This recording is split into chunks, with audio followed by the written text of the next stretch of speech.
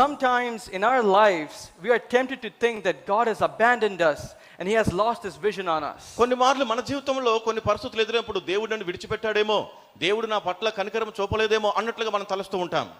But David never thought that. కానీ దావీదు ఎప్పుడు అలా అనుకోలేదండి. If you see the story of David, it illustrates that at the end, God's destiny did take place in David's life. దావీదు జీవితాన్ని మనం చూసినట్లయితే చివరికి దేవుని చిత్తమే దావీదు యొక్క జీవితంలో నెరవేరినట్లుగా మనం చూస్తూ ఉన్నాము. He became the king of Israel. ఇశ్రాయేలులకు గొప్ప రాజుగా అతడు నియమించబడి ఉన్నాడు. No matter the circumstances he was in, అతని పరిస్థితులు ఎట్టి రీతిగా ఉన్నప్పటికీ he trusted in God. దేవుని యందు నమ్మిక ఉంచాడు.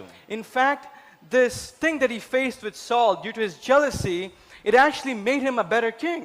ఎప్పుడైతే ఆ రాజు అయినటువంటి సౌలు ఈయనను చూసి అసూయ చెందాడో, ఇతడు ఇంకా ఒక ఉత్తమమైనటువంటి రాజుగా మారడానికి అది ఉపయోగపడింది. He became a compassionate king. అతను కనికరము కలిగినటువంటి రాజుగా మారాడు. He became a humble king. అతడు దీన మనసు కలిగినటువంటి రాజుగా మారాడు. In the same way, we face many troubles in our lives. మన జీవితాల్లో కూడా అటువంటి అనేకమైన సమస్యలు మనం ఎదుర్కొంటూ ఉంటాం. But you must not think our lives will be depending on the circumstances we face. అయితే మనం ఎదుర్కొంటున్నటువంటి పరిస్థితుల్లోనే మన జీవితాలు ఆధారపడి ఉన్నాయని మీరు తలంచవద్దు. What we must understand as the children of God, that God has a destiny for each and every one of us. ఒక విషయాన్ని మనం గ్రహించాలి. మనము దేవుని ప్రజలం కనుక మన జీవితం గురించి దేవుడు గొప్ప ఉద్దేశాలు కలిగి ఉన్నాడు. Hallelujah. హల్లెలూయా.